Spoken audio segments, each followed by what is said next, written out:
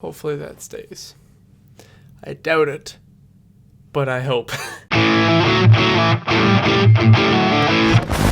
So Batman, or Bruce Wayne, is my favorite character of all time. Above everybody else, he is just number one. I love everything about him, and I love the Dark Knight trilogy. Like, that is my favorite trilogy of all time. I have the posters here, I have the 4Ks, I have this right here in case that falls down, because it's fallen down multiple times. And last night I went and rewatched the original Batman from 1989. It's so cheesy, it's so dated, but I love it. I've grown up with Batman for my entire life. There's actually I don't know what comic it is, I'll put the picture on the screen here, but it's just like a cover of one of them, I think, and it's just been on my door there forever. I used to dress up as Batman for Halloween. I love this character, if you can't already tell. And a few days ago, I finally watched Batman Mask of the Phantasm, which I absolutely love. I think it's one of the best Batman movies or adaptations ever, like just of all of them, including live action or animated. And it got me thinking, well, I've only read one comic book in my life, and I was probably about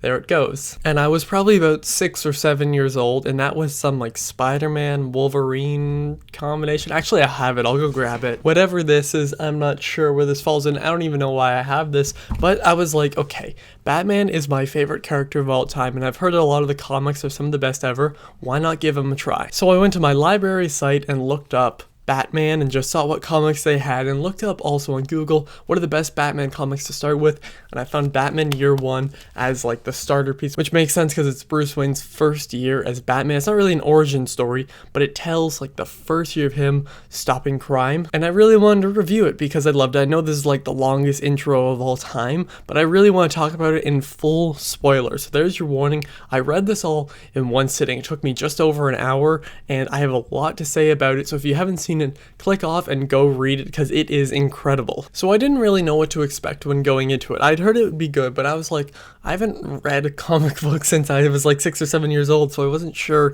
if I would like it, but I came out absolutely loving it. It is fantastic. And another thing I really enjoyed about it is that it's basically half Jim Gordon and half Bruce Wayne. Like, it doesn't really feel like one of them is kind of overpowering the other. It feels pretty equal here, and I think that's really interesting. And we have a ginger Jim Gordon. And also keep in mind, I haven't seen the animated adaptation from, I think, 2011. I'm just curious if I should watch it. Please let me know down below. Again, I'm not sure. And I did look up a few scenes from it, and those scenes I will talk about because they were some of my favorite Batman scenes ever. But something that's really interesting about this comic is that it just goes and like, there's always the dates on the screen. I think it starts on January 4th, if I remember correctly, and it just goes for about a year. So we see how kind of Gotham changes throughout all the seasons, and you know how it's kind of like there's a lot of scum on the streets basically, and that's told really well and actually shown really well here, especially with Selina Kyle, because she plays a little role here, not as big as obviously she becomes later on, I assume, or at least in the movies, but she is important here for a lot of scenes. We see her dressed as Catwoman maybe like once or twice, but she isn't like fully Catwoman here, and I thought the addition of her was really nice. And Jim Gordon, I feel like I have to talk about him because a lot of it is focused on him. I found all of his things really interesting because he's Lieutenant Jim Gordon here, he's not Commissioner Jim Gordon, but that was kind of interesting. And we see how he doesn't really trust his police force because obviously they do some bad stuff here. They plan to like beat him up and everything, and it gets pretty intense at some moments. And I know what you may be thinking, like, how does it get intense if it's just kind of like words and pictures on a page? I don't know, but I think that says a lot about the book, and there's even some cool stuff and kind of some interesting things with his relationship, I could say, because he does start to have an affair. His pregnant wife Barbara, he's pregnant with the kid, yet he starts, kind of being a thing with Sergeant Essen, I'm pretty sure that's how you say her name, at the police force, obviously. And we see how he kind of feels guilty about it, and it's shown. One of my favorite kind of images or drawings from it is when he's sitting up in bed like this, and then his wife is just asleep, and it shows that she's pregnant. That says a lot about what's happening in his life right now, and it also leads to an amazing finale, which I guess I'll just talk about now. What's amazing about the finale, don't worry, I'll go back and talk about more things, is that it isn't like this big climactic superhero versus supervillain thing. It's just a few people trying to save Jim Gordon's son, and who ends up doing it?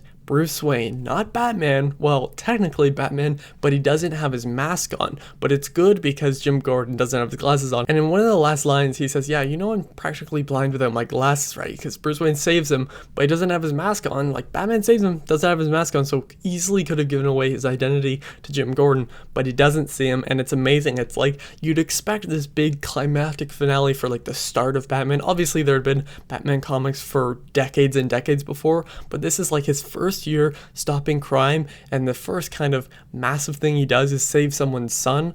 I think that's fascinating. But let's talk about Batman here. I know a lot of you came to this video to listen to me talk about Batman, as you should, because it is Batman Year 1. I think what they did with Bruce Wayne is so smart here. One of my favorite movies of all time is Batman Begins. Obviously, I love the Dark Knight trilogy, as I said. They're also my favorite movies of all time. Dark Knight coming at number 2. And I love just the whole, I mean, it's brutal and sounds bad to say, but the way they deal with the death of Bruce Wayne's parents in that movie, I think is fantastic. And the reason he becomes Batman, you know, he sees the bats at the show and then they leave because he gets scared, and then his parents get killed in the alleyway.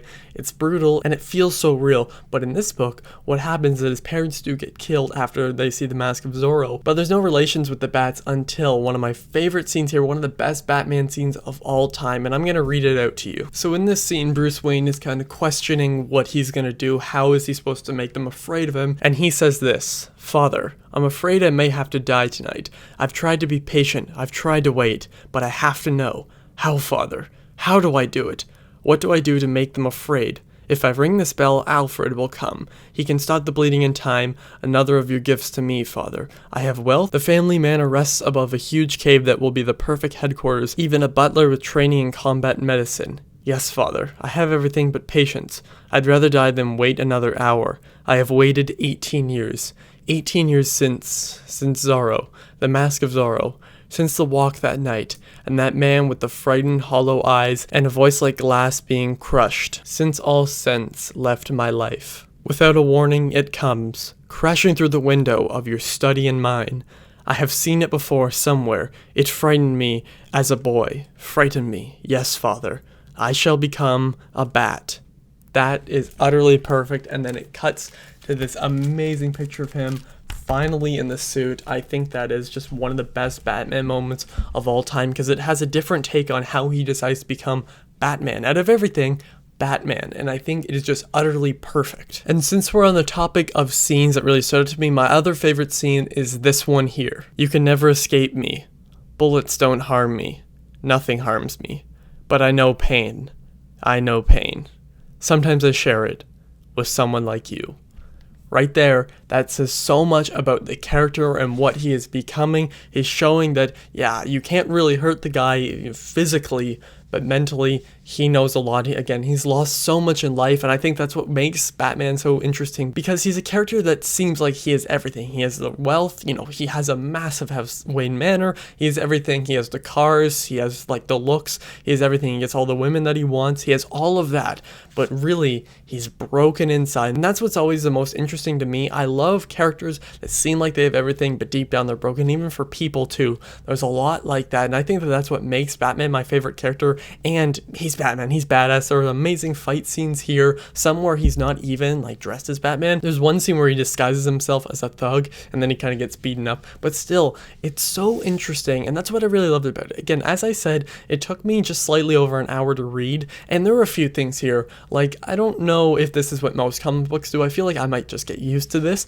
but sometimes it does, you know, jump around a little bit. You'll see like one or two panels of something, and then the next one right under will be something completely different, and you'll be like, oh, why was that there? But I kind of get it in the end. And also, some of the dialogue at times can be a little bit repetitive, but that's really stretching. This is an amazing comic book. I absolutely loved it. I think that this is an amazing start for my Batman comic book journey, because when I'm going to read comic books, it's going to be about Batman. As I said, he's my favorite character. I've said that like 5 different times. As much as I love the Marvel movies and everything, again, I review them every single week, at least the MCU shows, Batman is just the best, like, ever. Come on, let's be honest. I always hate when people say, well, he's not a real superhero. I'm like, yes, he is. He's a vigilante, and I find him to be just the most fascinating person, superhero, whatever you want to call him, of all time. And Batman Year One really surprised me. I absolutely love this. I love the balance between Jim Gordon and Bruce Wayne. I thought it all came together really well. And the finale's so satisfying, but not in the way you'd expect. And it sets up some future things with Jim Gordon mentioning the Joker. I'm gonna give the comic for Batman Year One a 4 out of 5. This video was a lot longer than I initially intended, but I feel like it's all great. If you are a fan of this book, or at least the other ones, please let me know what you think of it down below. Where does it rank amongst the other comic books? And I want to know which one should I read next. I've heard a bunch of them, and I'm going to a cottage very soon in like a week or so, and I want to get a bunch of them from the library and just read them. And I also really want to talk about more of these on the channel just because Batman is just the best. I've said it like 5 times. He is just the best of all time. And thank you all for watching. I'll see you guys next time. Over and out.